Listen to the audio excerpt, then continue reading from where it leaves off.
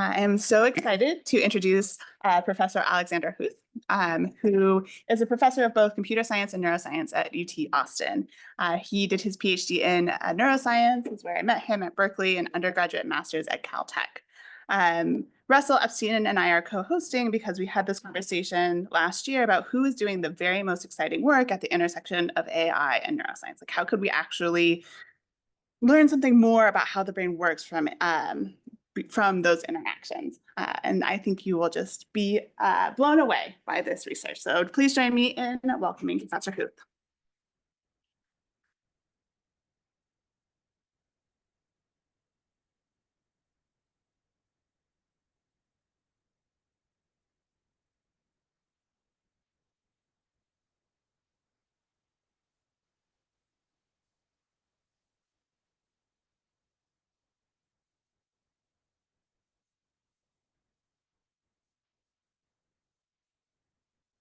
Now?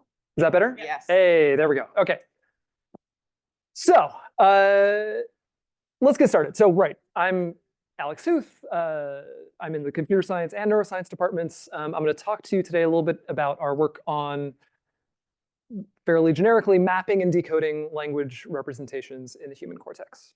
So the big question that my lab is attempting to climb a millimeter up this mountain in our brief time on this earth is, how do we understand language, right? So language, I have an idea inside my head right now of what I'm going to say to you.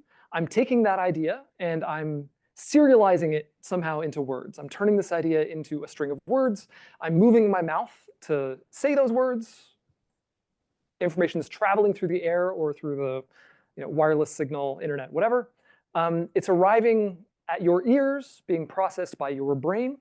Your brains are processing these sounds, finding what the phonemes are, what the words are, parsing the syntax of what I'm saying, figuring out what these words mean, what they map to in your own sort of semantic lexicon, figuring out what maybe emotions I'm trying to project. Right now, probably not much, I don't know. And what narrative I'm trying to construct for you. And at the end, you're building up an idea inside your brain that hopefully resembles the idea that I had when we started this process. Right? So what we want to study is kind of how this whole thing works. Like, what's happening here kind of between your ears and your understanding of language. Which is a very big question, of course. This is not like an easy thing to attack. We are going to be naturally looking inside the brain to try to answer this question. In my lab, we use MRI and functional MRI. And we are primarily interested in just one part of the brain, although it's a big part of the brain, which is the cerebral cortex. So this is, of course, anatomical MRI of one of our subjects.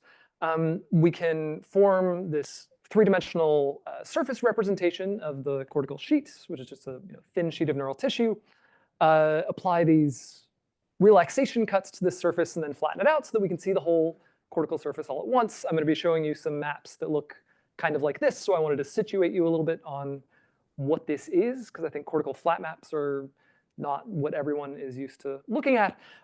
So this is the whole cortex in one fell swoop.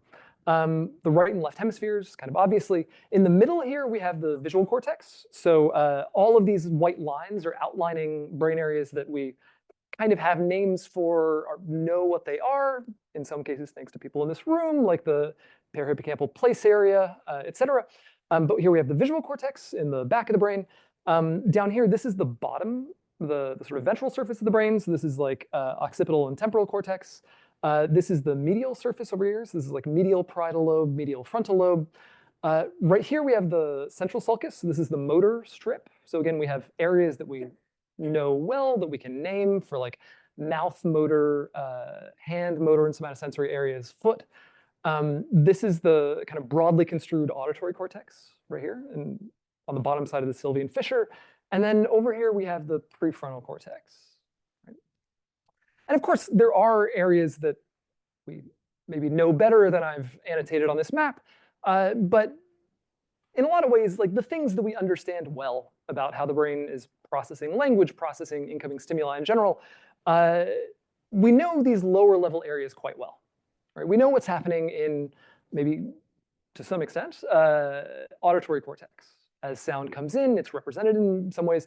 But then what happens in a lot of these areas that are maybe the kind of no man's lands, like mishmash between our sensory centers? That's where a lot of the interesting things happen in language processing. And so that's where we're going to be focusing a lot of our attention here. OK, so how do we go about studying this really broad thing of just how do we process language? One might think that we do a bunch of different experiments that are aimed at very specific things. That's not what we do. In my lab, we pretty much just do one experiment, which, I don't know, weird for cognitive neuroscience, but we're kind of this mishmash of like cognitive neuroscience and computer science in my lab. In computer science, people love to have like one good data set, and then you fit 1,000 models to it, and that's more of the mode that we work in here. So we just do one experiment where we have people listen to natural language for hours and hours and hours. Right? So we put people in the MRI scanner, and we play stories for them. Right? So we play natural narrative stories taken from podcasts. Right? So this is ethological stimuli, things that people listen to in their daily lives because they enjoy it. We just do that inside the MRI scanner. And then we record what the brain is doing, at least to the scale of bold, while people are listening to these whole stories. We do this over and over and over and over again. Language is actually fairly, if you're interested in the high-level things in language, like what are the concepts that are present, what kinds of things are being discussed, language is actually pretty sparse in those things. Like you can listen to somebody tell you a whole story. Maybe it has a lot of things about their life and their life in the world of baseball, maybe. But it doesn't touch on grocery stores at all. So you have no idea how the brain represents grocery stores from just looking at this story while someone's talking about baseball. So you have to look at a lot of stories. We have, from a few of our subjects, we have data more than 20 hours of them being in the scanner. This is more than like 100 stories for each subject. Quite a lot of data from these individuals. It sounds like this would suck to be a subject for. Honestly, it's not that bad. So I'm one of the subjects where we have 20 hours on my brain. This is far and away like the most pleasant fMRI experiment I've ever been a subject for. I've been a subject for a lot of fMRI experiments. A lot of staring at dots on the screen and pushing buttons when things change. Awful, no offense. But closing your eyes and listening to a podcast, like, actually fine. Like, this is something we do for enjoyment anyway. Might as well do it to see what's going on inside your brain, right? So it's a fun experiment to be a subject for. We can get tons and tons of data for this. And we get tons of data on each individual subject. So we're not doing like a little bit of data from a lot of subjects, like a broad data set. We're doing a very deep data set in comparison. Many, many, many, many stimuli for the same subject, which enables us to do interesting things that I'll touch on at the end. So we have this, now these really big kind of complicated data sets for each subject. But you'll notice that there's no hypothesis embedded in this experimental design. Or usually it's like you hypothesize something, you design an experiment to test that hypothesis, you run your experiment, you do a t-test, and then you have your answer, right? This is how a lot of cognitive neuroscience works, a lot of science in general works. We're not doing that here, right? This is a sort of hypothesis agnostic experimental design. So all of our science, all of our hypothesizing and testing of hypotheses actually comes in how we model this data. All right. So we generally use kind of one modeling framework for this. All the things I'm going to talk to you about today are instances of this framework. We call this encoding models or voxel-wise modeling. And the basic idea is we have our human brain responses. We have some response time course here. And we know what the contents of the story are. Right? We know what the sounds in the story are because we have the sound files that we played for people. We know what all the words are because we've gone in and transcribed all the stories and aligned those transcripts, so we know exactly what every word is and exactly when it's spoken inside the stories. And what we can do then is we can take whatever our representation is here, the words or sounds or whatever, and try to extract some features from these representations. And this is actually where the hypothesizing comes in many ways, in what we do. We hypothesize that some kind of feature is represented in the brain as it responds to language, so we extract that kind of feature. And then what we're going to do is build this encoding model where we're modeling the response in our brain data as some linear combination of these features. So we just fit a linear regression model that predicts the brain response as a function of the features that we extracted from the story. And then once we fit this model, we can predict responses, because that's what this model does. It predicts response from the stimuli. We can predict responses to a new story that we didn't use to fit the model in the first place. This is held out data. And we can measure the correlation between our predictions and the actual responses to say kind of how good of a model this is. You can go pretty far with this. There are caveats. It gets hard sometimes to distinguish models and to make statements about like which models are, why a model is better than another model. A long conversation about that this morning. But generally, this is our kind of framework for modeling and understanding this complex data. So the question is then, like, what kinds of features should we use here? So we've tried a lot of different things over the years. We have papers on these things in various combinations. We can go with acoustic features, try to find like which frequencies of sound are present in the speech, like model the brain that way. We could look at sort of mid-level language, so phonemes, maybe syllabic features. I've done a lot of work on looking at semantic features, so like what do the words mean? What is the language about? That seems to be the biggest driver of sort of cortical responses to language in general. Our brains care about what language is about. Maybe unshockingly, that's the thing that matters about language more than other things. And lately, there's been a lot of interest, and what I'm going to talk about today is entirely centered on this, in using representations that are actually drawn from some kind of neural network. Now, there's two kinds of broad categories of neural networks that we and many others use for this kind of thing. There's neural network language models, which are neural networks that are, I feel like this is something that I used to explain in a lot of detail to cognitive neuroscientists, and nowadays it's just like, this is what GPT is, and everybody knows what GPT is, right? So it's a neural network model that's trained to predict the next word in a piece of text. And it turns out that by virtue of learning how to do this, this model has to learn a lot about the structure of language, what words mean, what phrases mean, what stories mean, in order to effectively predict the next word. So representations from neural network language models are incredibly useful for this. The other one that we use quite heavily, and I'm actually not going to talk about today, is self-supervised speech models. So this is the equivalent of language models, but for audio, specifically for audio of speech, right? People talking. These are neural networks that are trained to predict like the next frame of audio, the next 20 milliseconds of audio in speech. And by virtue of learning this, they form these incredible representations of audio that are, to my knowledge, our current kind of best models of auditory cortex in humans, at least with regards to language. So language models, this is now a kind of well-worn territory. We had, I think, one of the first papers that looked at this in fMRI way back when I started my lab. This has become quite a big thing now. Speech models, there's, again, many variations in this, but we were doing this kind of early on.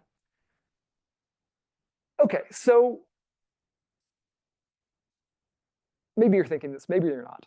But one big question that we get stuck with here, when we use these models or features that we kind of understand, so like we can extract something about the acoustic content of the sound, or the phonemic content, or the semantic content, it's kind of easy to interpret what the models are doing. Right? If an acoustic model works well at predicting some brain area, like primary auditory cortex, then you can say primary auditory cortex is representing this acoustic information. Shocker, right? But with these neural network models, that gets really challenging. This becomes problematic.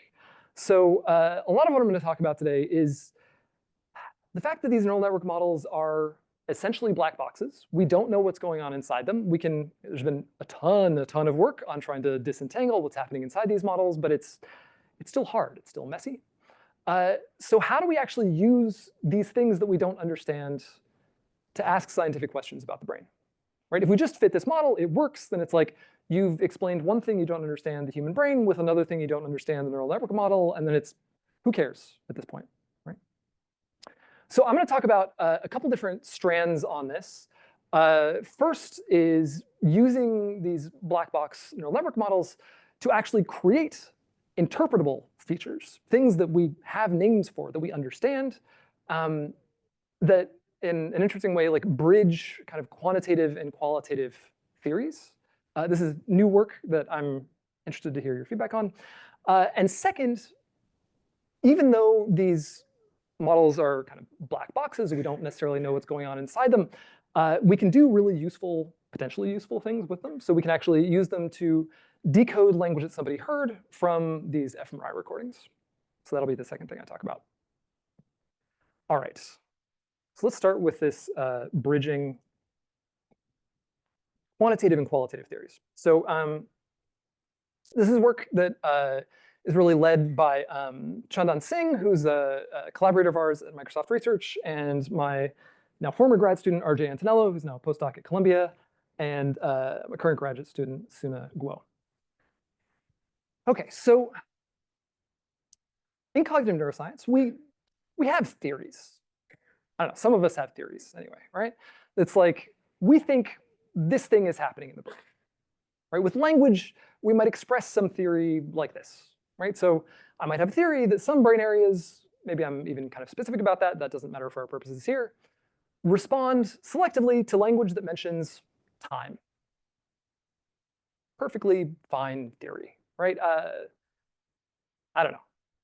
Half the fMRI papers between like 1995 and 2010 are some version of this, right? Just replace time with something else, and we can get to a lot of what cognitive neuroscience looks like. So traditionally, what you would do is, you would construct stimuli that differ along this axis or controlled, and then you'd collect some data, and then you'd test this theory that way.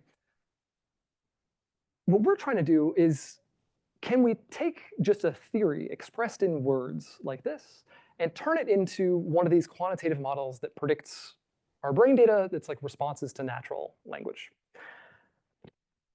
We can, and this ends up working kind of shockingly well. So basically what we're going to do is we're going to take this theory, some brain areas selectively respond to language that mentions time, we're going to first turn it into a question that we can ask about some piece of text, some piece of language. Right, so the question might be, here's a piece of text, does it mention time? Right, just a yes or no question. And then we're going to ask this question of a large language model, like GPT-4. So here's an example. So we're going to take some little chunk of text from our stories that our subjects heard. We have some question, like does the input text mention time? Answer with yes or no. We feed this into GPT-4. Here the text was, it was 10 o'clock at night. GPT-4 says, yes, that does mention time.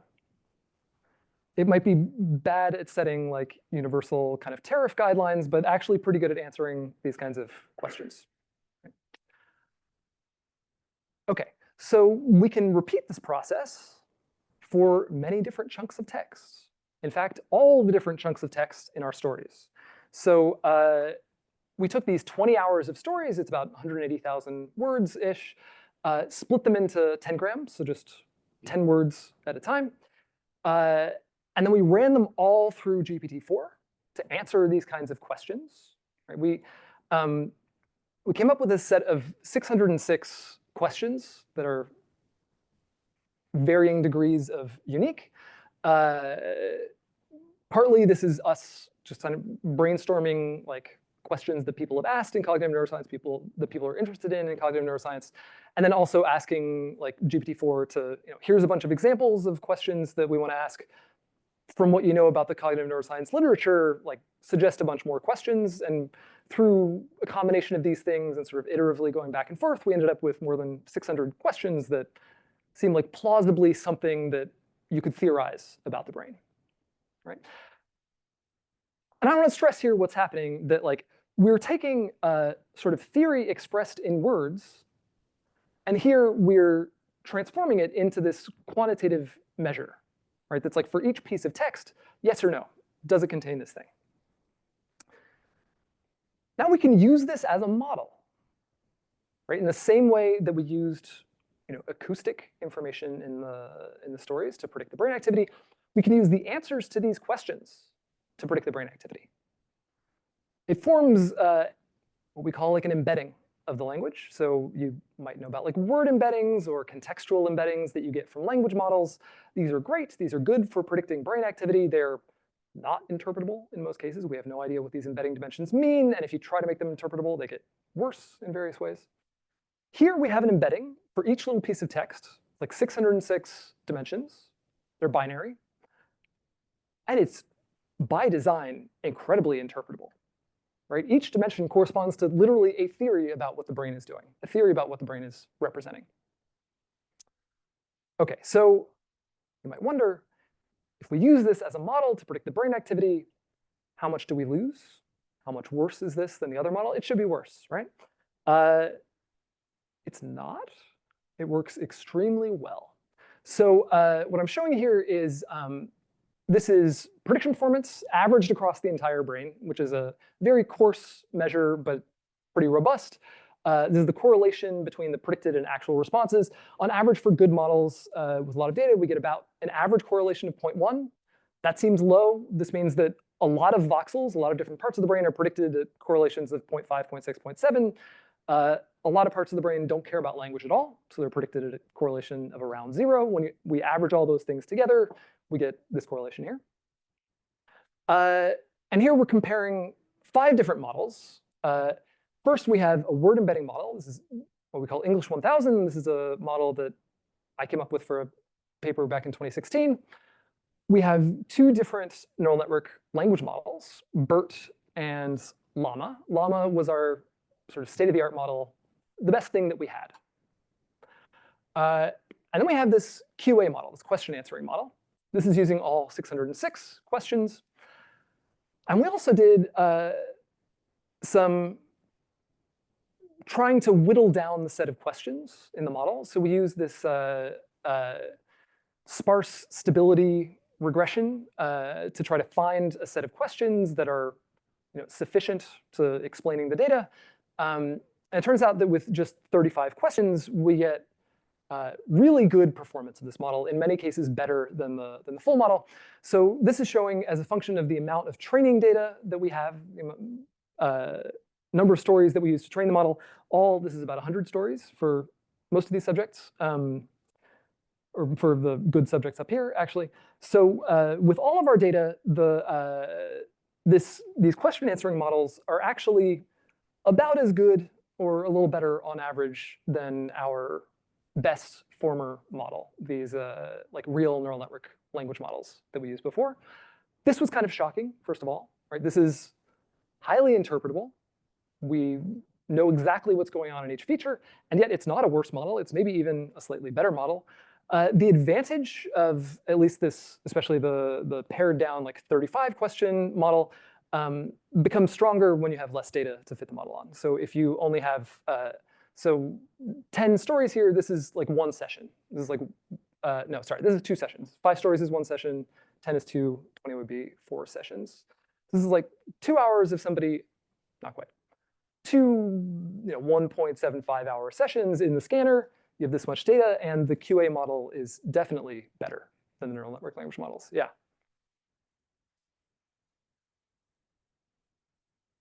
It's kind of a fancier version of lasso, so like a sparse regression procedure. So actually, these 3 subjects here are the ones that have 100 stories that have like the 20 hours of data. So we actually, their test data is averaged across more repetitions. So we just have like higher SNR for these subjects. We haven't tried to equilibrate that here. These subjects are ones who we've only scanned for 5 sessions. instead of 20, so they have like less robust test data. We didn't try to match it. We're just like, let's use all the available data here. Okay, so these interpretable models work really well. They can also tell us about like which questions, which theories are kind of more useful for predicting the brain data and which ones are less useful. I'm going to show you some examples of this. I want to preface this by saying like, I don't really mean this, that like, this is a better theory of something happening in the brain than this. There's a sort of interaction with how dense these things would be in our stimuli that we haven't really figured out how to capture yet. But let me show you some examples. So some questions that are very useful for predicting the brain activity. Does the input text describe a physical action? Does the input text contain a negation? Does it contain a measurement? Does it include a comparison or metaphor? These all end up being sort of selected by this sparse regression procedure, and they explain quite a bit of variance in the brain data. Some questions that are not selected and don't explain very much variance are like, does the text mention a religious or spiritual concept? Does it mention a war, battle, or military, that should be event? Sorry, my typo. Does it reference legal matters or rights? Does it include a well-known quote or saying? Now, some of these, I think like, these two at least are probably just kind of sparse in our stimulus set. We're using these like, for the most part, autobiographical stories that people tell about themselves, so these don't show up that much. This actually does show up quite a bit, so this is just not that useful for predicting this brain data. I'm not sure how much like quotations show up or not. Yeah.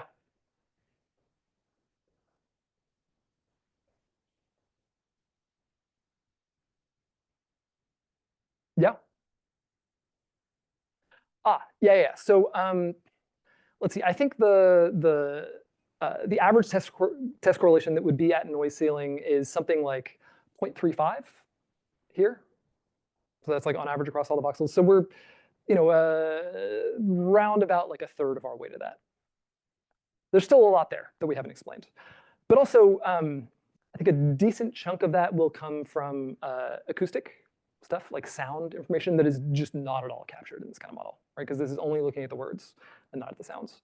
We've fit models that combine these things. We had a paper, RJ Antonello had a paper at NeurIPS last year before last, where we tried to get our best possible combination of like text and auditory models. We get a little bit higher than this. Okay, so from this we get some kind of measure of like, these are theories that help us predict the brain activity, these are theories that help us less. Again, a little bit tricky to suss out what this means, but we're working on that. But the neat thing is that we can also look at the weights for these models. We can say like, which voxels like it when the answer to this question is yes? Which voxels respond more when the answer to this question is yes than when the answer is no? So here I'm just showing 3 that I think are kind of interesting. One on the top left here is, does the input contain a negation? Right, so this is a sort of specific like linguistic construction. I think this one is interesting because of, let's see, can I point here? This weird like right lateralized prefrontal cortex network that pops up here. This was surprising to me that this would be like right lateralized. Usually like more linguistic things like, is it a negation, et cetera, shows up as more left lateralized in our data. So this was a kind of surprise, and we're still digging into this. The second one here, I thought this would be fun with this audience. So does the input mention a specific location? It turns out that when you hear language about places, you activate our place network, right? So here we have the PPA down here. This is like localized using visual stimuli, but boom, it loves it when you hear language that mentions places. This is the occipital place area, OPA, and the RSC, retrosplenial complex right here. So this is sort of a sanity check, like yes, this does capture this thing that we expect to see, as well as some patchy stuff in prefrontal cortex. And then this one is also kind of a sanity check here. So does the input describe a mode of communication, which is kind of a weird, vague question. But I think this most likely is, the model is going to answer yes when the piece of text includes like, my friend said that, or they yelled, or something like that. And it turns out when the answer to this is yes, we get this big increase in activity across what is essentially the well-known like language network, right? So this is a lateral temporal cortex, prefrontal, like inferior prefrontal cortex, and then the superior, middle and superior prefrontal areas kind of bilaterally. Like this resembles a lot like the Fedorenko language network. So things are fairly consistent here with what we expect, and some things are exciting and new. Yes?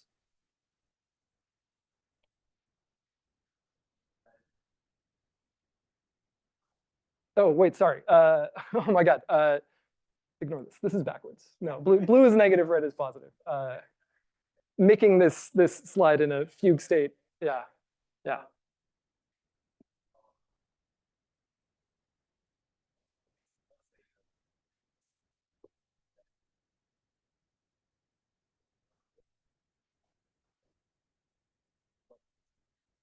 I tend to not interpret it that way, but one thing with this language data is that like we have kind of a hard time defining baseline. We don't have like a baseline condition that's interspersed through our experiment. We just have somebody like lay here and listen to the story for 15 minutes, right? There's no blank periods in there. And in a lot of ways, like for high level brain areas, networks, it's unclear that like a blank screen is baseline, right? For the default mode network, it's the opposite of baseline, right? So we always think of this as, I hesitate to interpret like negative weights as actually it's suppressed by this thing, more as like it's maybe negatively correlated with the presence of things that activate these areas.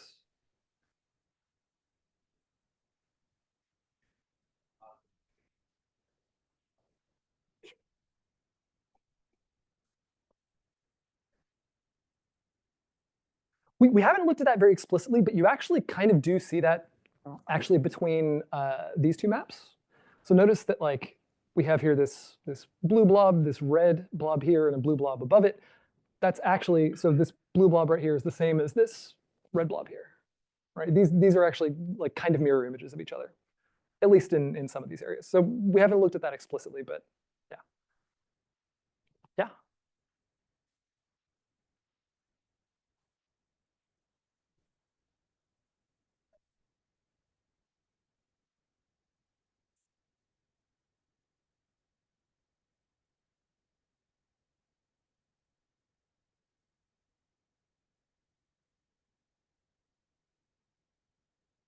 Yeah, so not explicitly, at least in these subjects, but we've collected now quite a bit of data also from congenitally blind subjects listening to these same stories.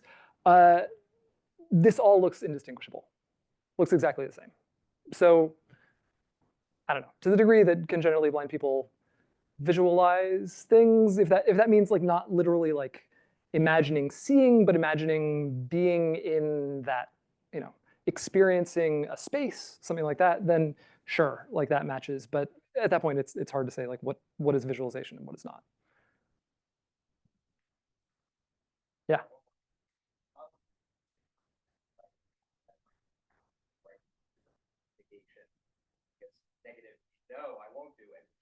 Mhm. Yeah, absolutely. We have models that capture that not terribly explicitly, but they definitely capture it implicitly. So these speech neural network models are very good at that kind of thing. That's exactly like what they do well. They don't tend to predict these areas that well. They predict like lateral temporal cortex really, really well, and like inferior frontal, like Broca's area and his right hemisphere equivalent. They work really well there, but not as much this higher level stuff. So we think this is maybe distinct from that. Okay, so to finish this part out, this is still work in progress, but I'm really excited about this because it's again taking these black box models that we do not understand, we don't know what they're doing, we don't know what they're representing, and using them to create highly interpretable features that we know exactly what they are. And in fact, to be this kind of automated-ish bridge between like a verbal theory, you can say something out loud that's like, this is my theory for what the brain is doing, and then we can just turn that into a model. We can turn that into a quantitative model using this approach. So I'm really excited about that as a kind of general thing that we can do using large language models. Yeah. So, right, these models work well, which I think was kind of a shocker too, how much they're actually capturing about the brain data. And maybe if we get big enough data sets and good enough large language models, we can start to kind of just ask questions to map the cortex.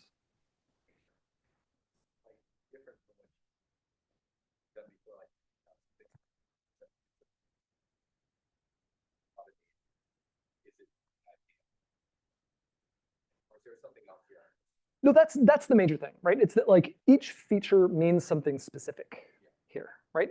And it's also sort of more generic than what you get from word embeddings, which is what we used in that paper, right? So there it's just like, do you hear words that have related meanings, right? But then here it's like, you know, is there negation? Does it, yeah, we can get more, yeah, more specific with these questions.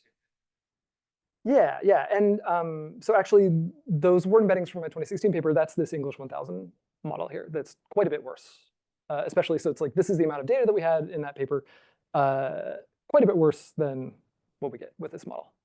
So things work well. Okay. Okay. Yes, another question.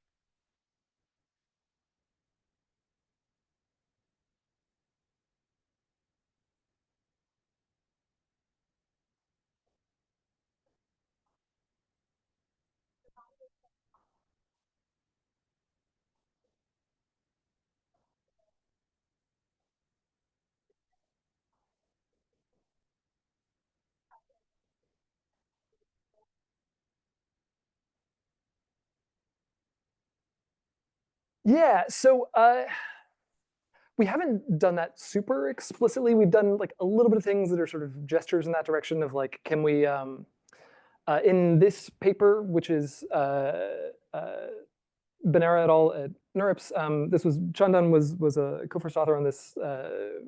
This was, we kind of used this technique to both look at some brain data and to, we did some like factorization of language model embeddings using like sparse dictionary learning and then try to assign sort of descriptions to those. Maybe I'm conflating two things, whatever. We've done that a little bit, we haven't gone very deep on it. The thing that we've tried a little bit more was actually like, can we go the other direction? So it's like, once we have these answers to these questions, can we take the language model embeddings and transform them into the answer to this question, right? Because the thing that I've kind of elided here is that this is shockingly expensive to do compute-wise, right? We fed hundreds of thousands of queries into GPT-4 to generate this, which would have cost us a lot of money, but fortunately MSR has a tight relationship with OpenAI, so we got that kind of for free.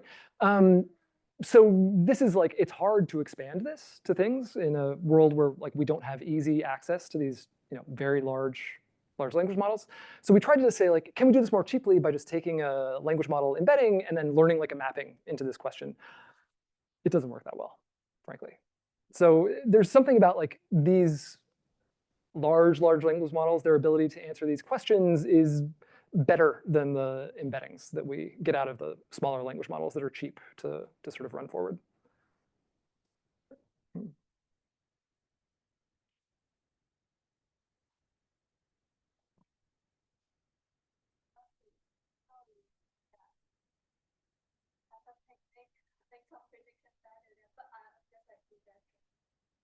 Maybe we can talk about this offline. That's an interesting question. I can show you some correlation structure things for these questions. But okay, I want to move on to the next part here. So this is our like making interpretable models.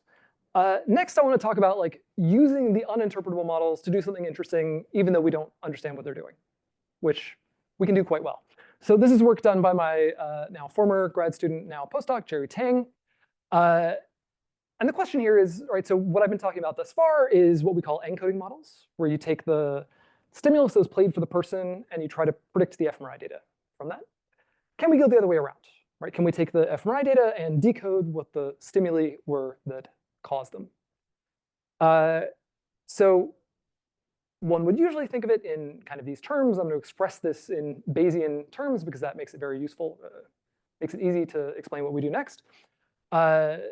We want to find the most likely stimulus given the responses, right? So you can frame this as we have some model that's probability of stimulus given response.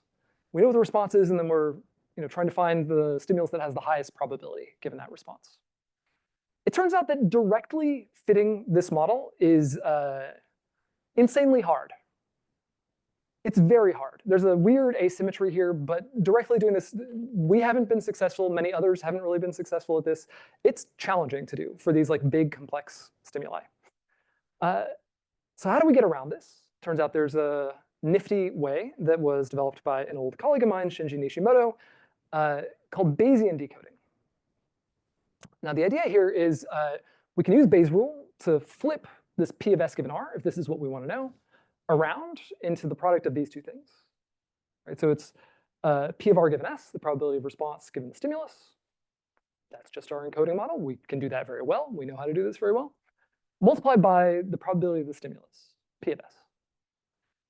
Turns out that's what a neural network language model does. It computes P of S. We have very good models for doing this. So both of these things we can do very well now. So can we just glue them together and do a good job at decoding? The answer is yes, broadly. So let me give you the shrinklet version of how this actually works. Basically, we just have our language model guess words. So it'll make some guesses of like, here's 5 words that might come next in the stimulus. And then we use our encoding model to say, like, if they had heard this word, or if they heard like this sequence of words, what would the brain response look like? If they'd heard this other sequence of words, what would the brain response look like?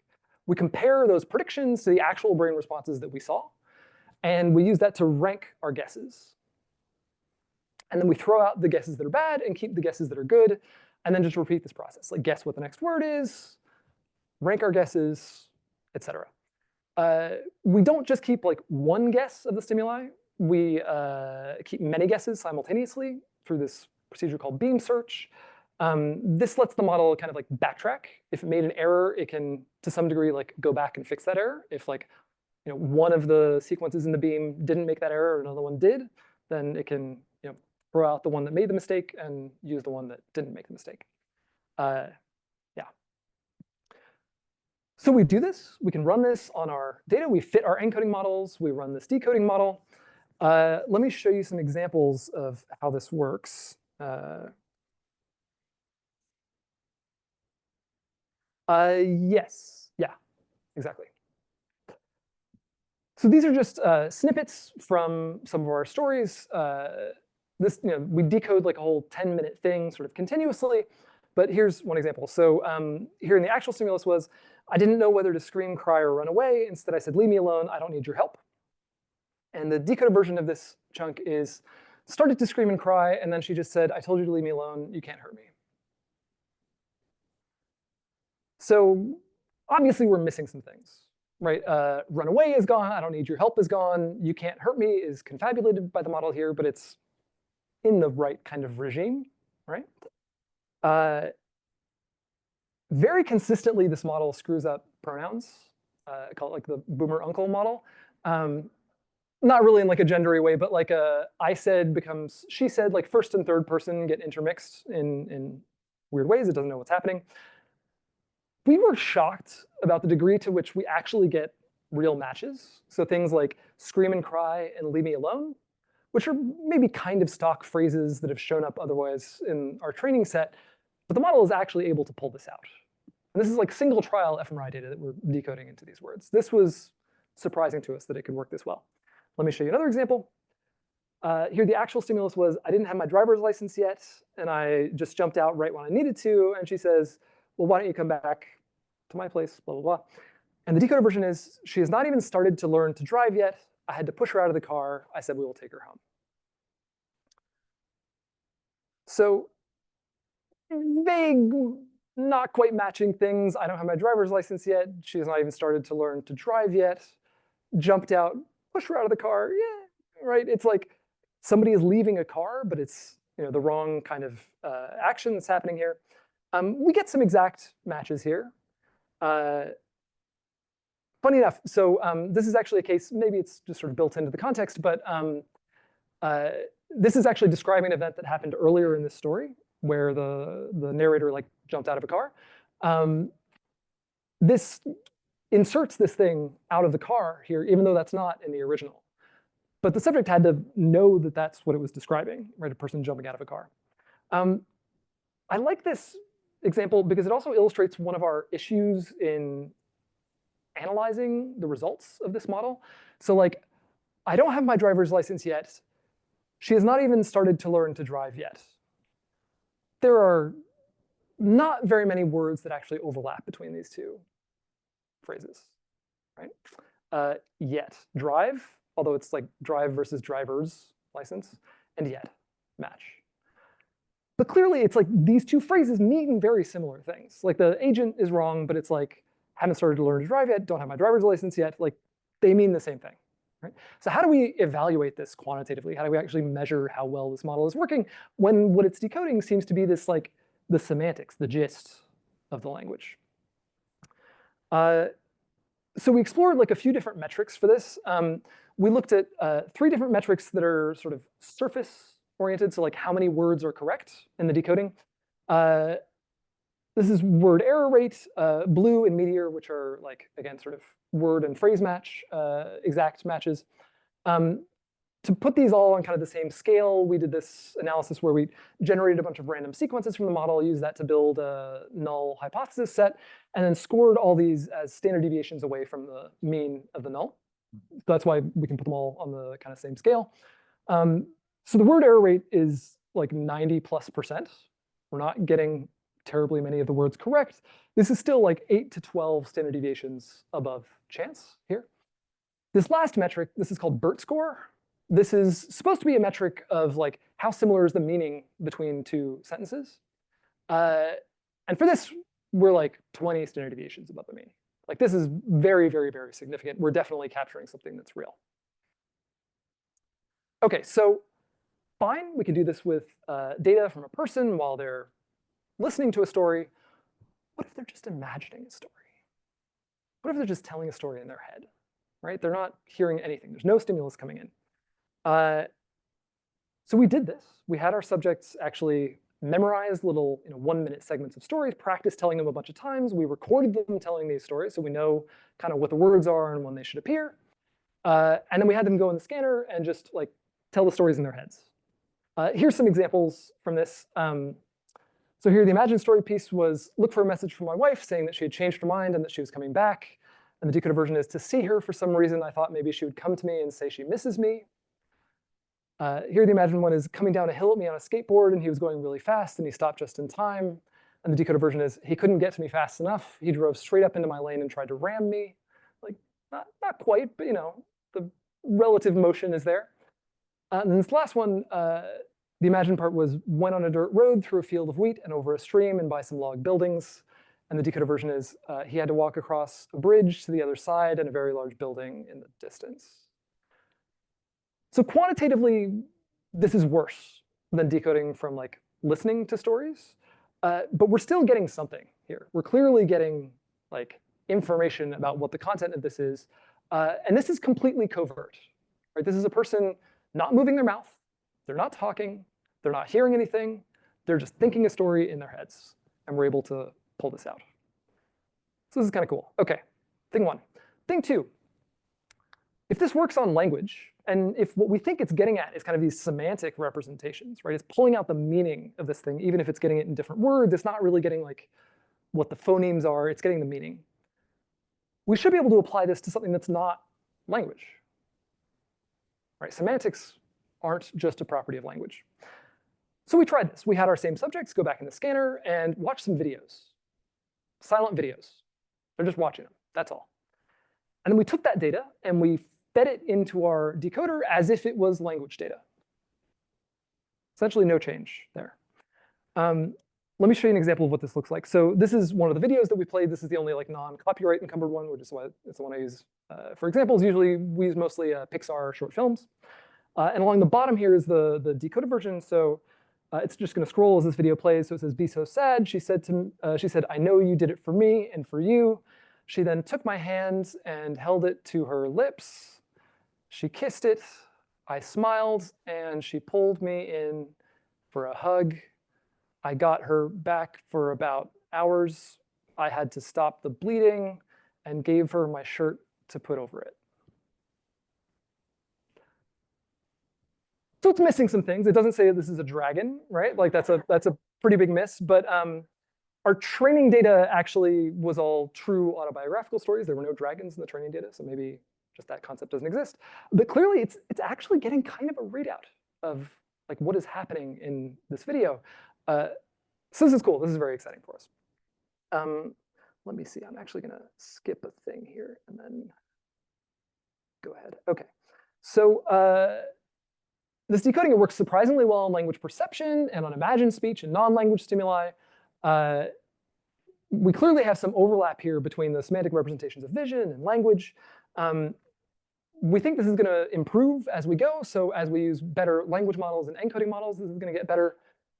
We think, as people have seen with other kinds of decoders and BCIs, if you close the loop, if you show the output to the person quickly, people can adapt to machines much better than machines can adapt to us. We're really excited about the potential that this semantic decoding has to help people with aphasia. So we're taking the idea out of somebody's head and turning it into words, and that is exactly the thing that people with aphasia struggle with. So we're actually, Jerry is now recruiting aphasia patients. We're scanning them. We're trying to see how well this will work there. And we're also exploring doing this with other brain imaging modalities, specifically near-infrared spectroscopy. Yeah.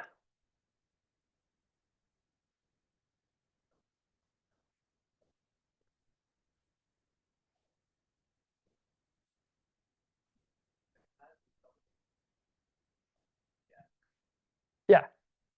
Yeah, so we've done sort of some subsetting. Generally, we just use like all the voxels that we can, which is all the good voxels. Here, we tried to split it into 3 different kind of sets. So like prefrontal, parietotemporal association areas, and like speech network, kind of.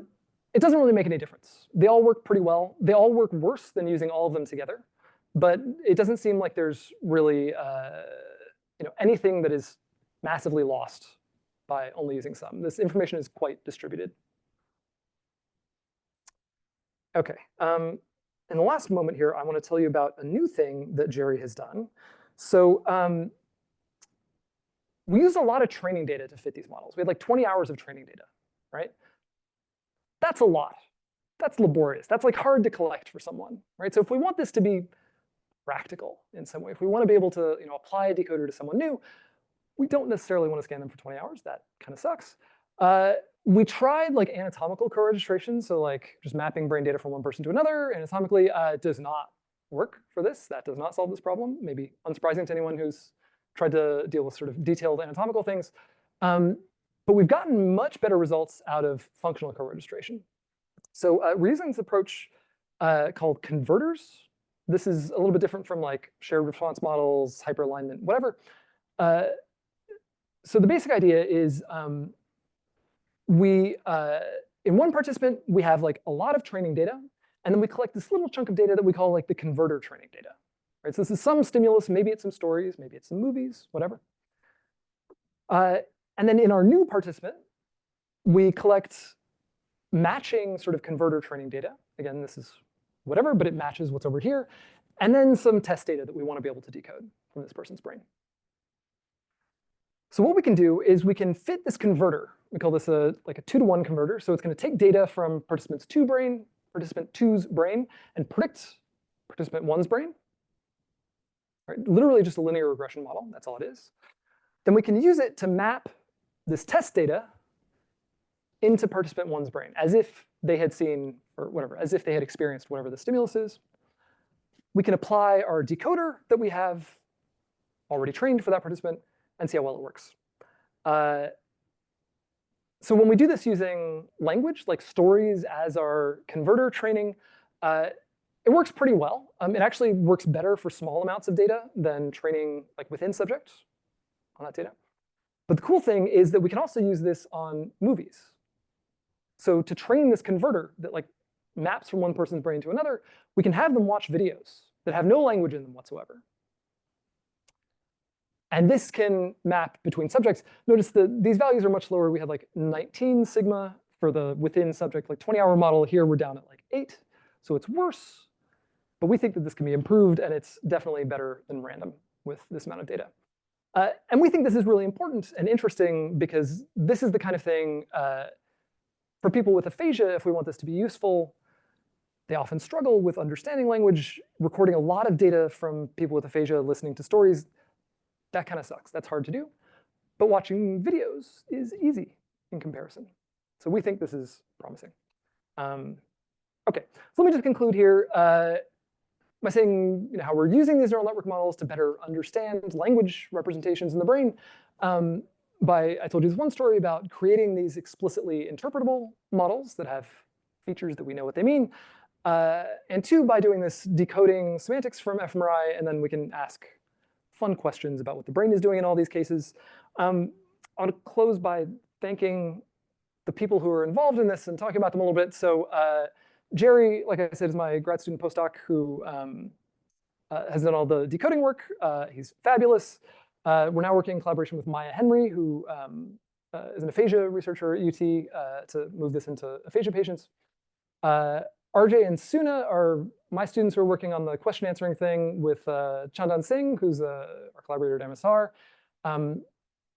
Other students, undergrads who have contributed to this, there are many. Our collaborators, especially MSR, Carnegie Mellon, Leila Wahebi's lab and I have a joint grant to collect these very big data sets. We've done a lot of work with our collaborators at Intel Labs and folks at UC Berkeley, funders, et cetera.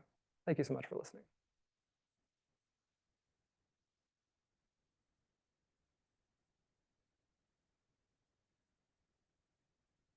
Happy to take questions. I know we did a lot of that during the talk. Yeah.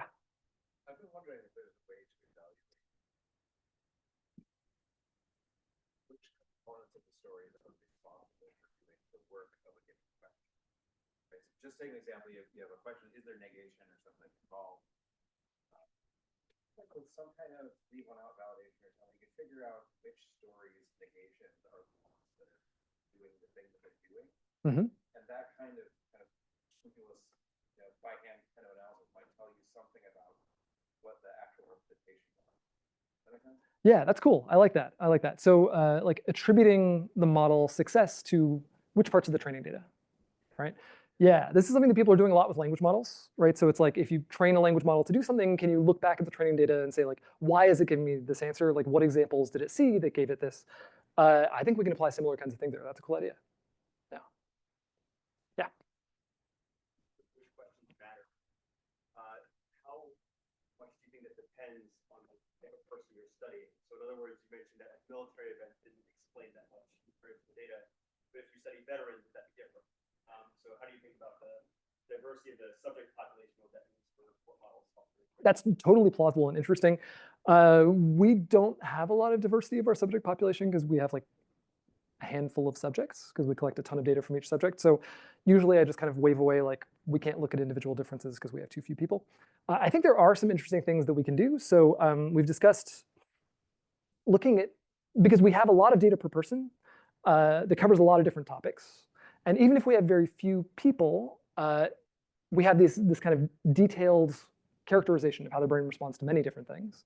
So we can look at like what topics each person has experience with. And even though it's few people, if the data is big enough in the other direction, we might be able to see effects like this. I think it's totally plausible that, yeah, like the military thing, if there was somebody from the military that we were scanning, like that might be very different. I think that's super interesting.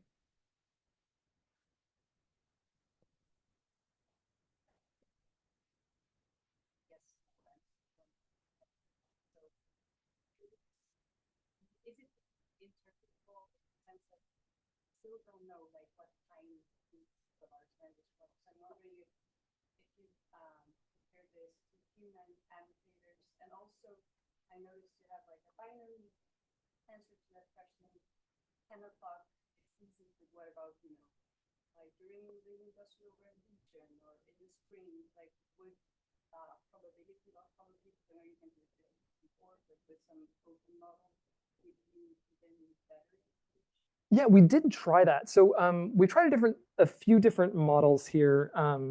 We did GPT-4, one of the Llama instruct models, and one other one, which I'm blanking on this moment.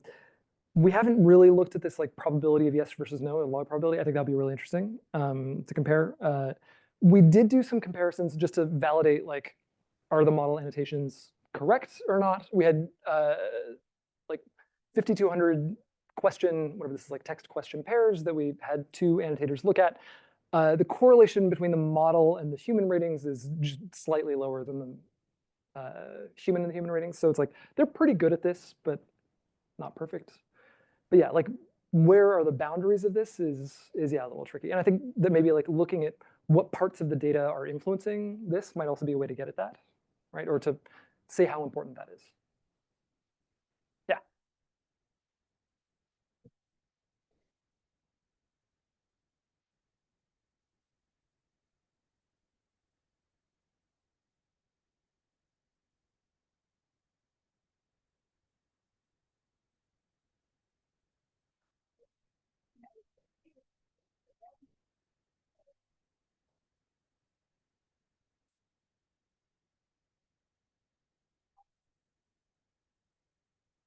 Yeah. Yeah. So we have tested this like kind of specifically. So what we did here was this is showing on the left, this is decoding performance over time. The gray kind of bar in the middle is the chance level. So this is showing like, it's good at some points and bad at some points. And here we had just like some cut time where we either turned off the brain data and just let the language model keep generating, or we got rid of the context and let the decoder keep going. You can see that getting rid of the context works quite well here, in some ways actually better than not getting rid of the context, but getting rid of the brain data and the model like very quickly falls to chance level. This on the right, this is the average of doing that a bunch of different times for like different points and stimuli. If you get rid of the brain data, you lose quite a bit here. So yeah, this is definitely a concern of ours. I gotta say one thing that made me less concerned about this from the jump was that the language model we're using here is GPT-1, which is not a very good language model, frankly. It's okay, but it's no GPT-4 like writing sonnets, whatever. It writes drivel. So when you are asking people to think of their stories, are you specifically asking them to think in words, or? Yes, we are, right? So we had them like practice telling the stories in words, and then our instruction was to, in the scanner, do the same thing, but don't move your mouth or don't say anything out loud. Right? So I wonder what sort of this imagery, yeah. Yeah, I mean, and that varies, but like not even saying that it's what they're not finding output, right? Yeah, so sure. We thought that's totally fair, and we didn't really we haven't explored as deeply the kind of stretch between like what we did and just off the top of your head thought. We were kind of contrasting this to what people have done with the implanted BCI, speech BCIs, where language imagery does not work. Like they can't imagine saying things and have it come out of these like ECOG-based BCIs. They have to attempt speech, right? They have to actually try to talk, and then they can decode things. So we're kind of going a step down from that, but we don't know how far down we go.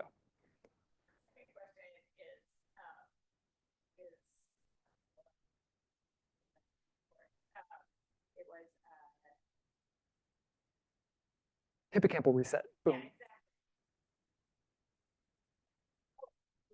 This, like the moms, these are like expert storytellers, right?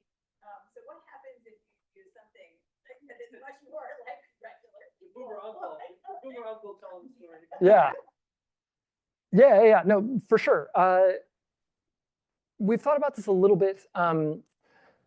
We haven't, so we think of that kind of in terms of like ethological stimuli, right? We wanted to select things that people enjoy listening to, right? So good storytellers, people enjoy listening to, like that kind of fits. We haven't really been worried about like how the influences of expertise in storytelling affect these things specifically. There's another project I'm working on with a grad student where we're looking at kind of memory for narratives and how the statistical structure of a stimulus of these stories like affects what you remember from them. And there, I think there's we're much more concerned about the fact that like the storyteller is establishing this very specific structure to what they're saying. They're slowing down, they're speeding up in ways that actually seem to match like the information content of the story. So that's where I'm a little more concerned about this than here. But yeah, I think that's an interesting question. The converter idea is super cool. Populations. What makes a good converter? What makes a good converter? Cases or emotions or diversity of semantic content. How do you pick that converter? Yeah, we don't really know yet. So it's like we've tried basically our story stimuli and these like silent video movie stimuli. They're narrative. We haven't sort of walked down the hierarchy of like how, if we don't use these narrative movies, but very simpler visual stimuli, right? Like how much worse would that be, right? Or like word lists, how much worse would that be? I think it would be worse, but I don't really know how much. So I think that's a really interesting question. We're now trying to kind of like walk up the hierarchy. So if we do more complex like audiovisual stimuli, so just like clips of TV shows, basically. Like, does that work better than using, we were trying to be sort of careful about separating like, this is audio speech with no visuals or visuals with no sound or speech. But it's like, if we bring those together, how much better can it be? Thanks for an interesting talk. So as far as I could tell, I think especially in the first half of the talk, it seems like I know you had like, does this story contain negation, but it seems like most of the questions are about like the content or the content, right, of the stories. And I'm kind of curious if you use these data or thought about using these kinds of data to look at not how the brain represents content, but about structure and how it builds structure, how it builds the syntactic parts for a sentence, the logical form, these kinds of things. We've tried a bunch of these things. They all kind of fail. Or at least like the fraction of variance that syntactic features explain in this brain data is minuscule compared to the amount of variance that content explains. They're actually, among the 35 questions that were selected by this model, God, where did I put that? There are some more syntactic questions.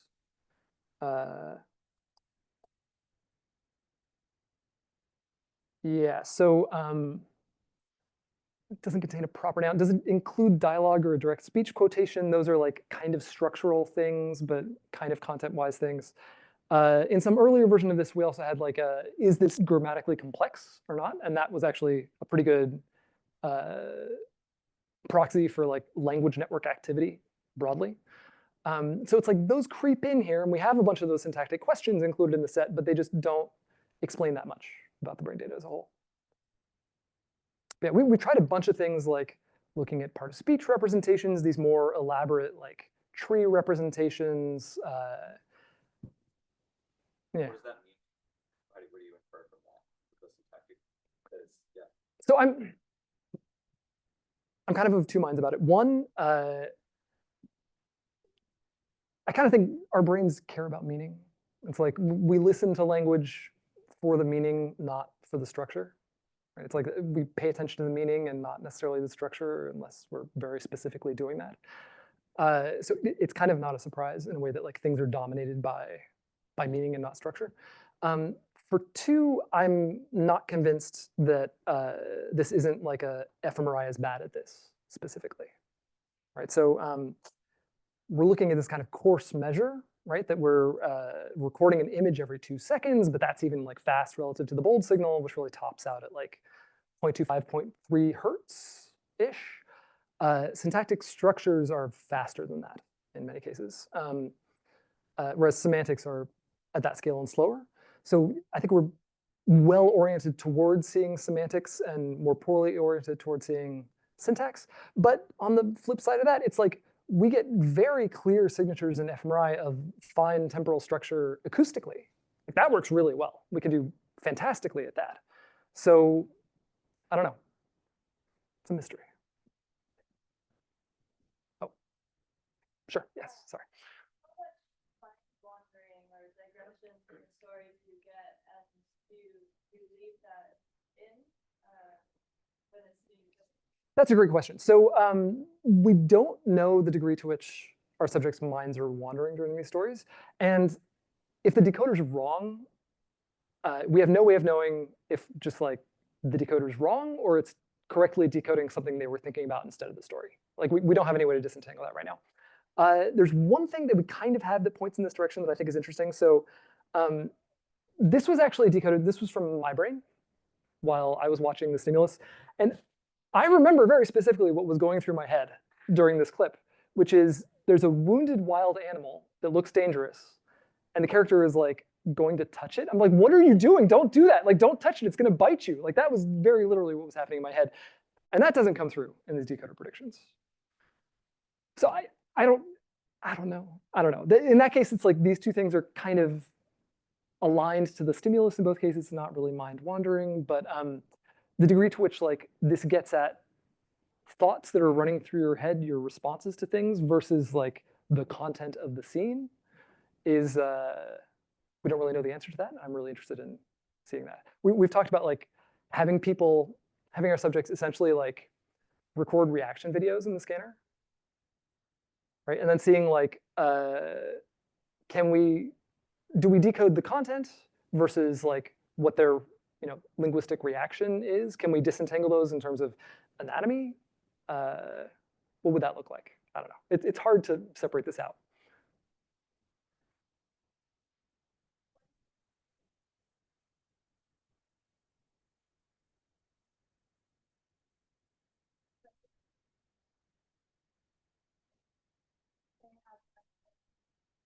I was just having questions that are about like, like is this a dissertation type of relationship?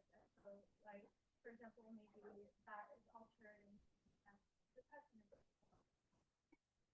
Super interesting. I haven't done that at all. That requires kind of like a large N thing that we mostly don't do.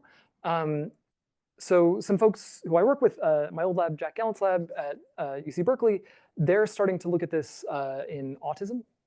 So scan many subjects with autism, subjects without autism, listening to the same stories, and then seeing like, can we compare these semantic representations and see some differences there.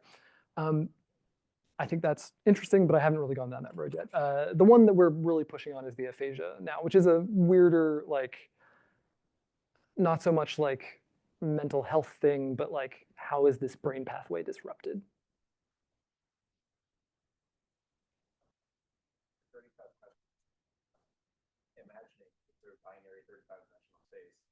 And I think there's no way that you can localize rabbit in this space in the way that would be different from like donkey. Yeah.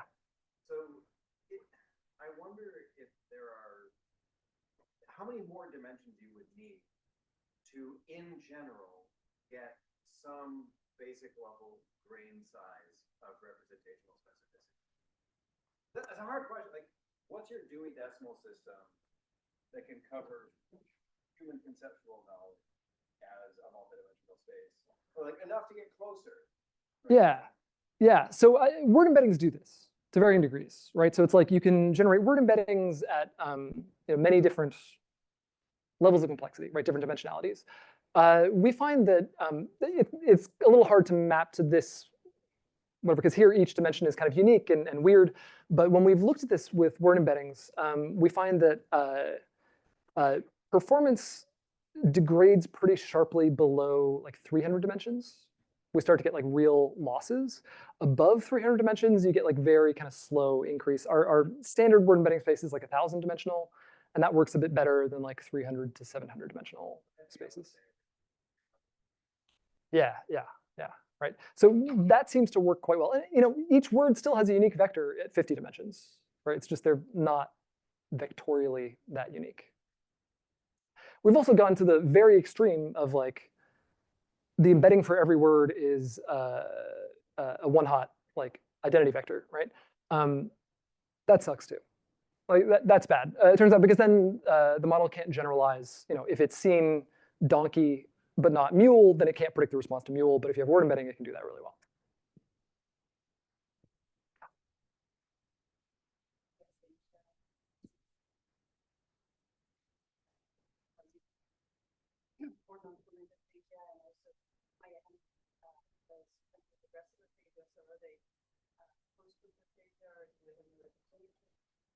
Yeah, so far we're focusing on stroke aphasia. We're also collaborating with Stephen Wilson on this, but we're doing the recruitment of the aphasia patients in Austin. We're trying to sort of cover the gamut, right? So we've scanned 2 patients so far. One who is very fluent, but has like word finding, like pretty bad like noun finding difficulties, and another who's like much more profoundly aphasic. And we're still trying to see what's happening there, but we're trying to kind of run this gamut and see what the full range of things looks like.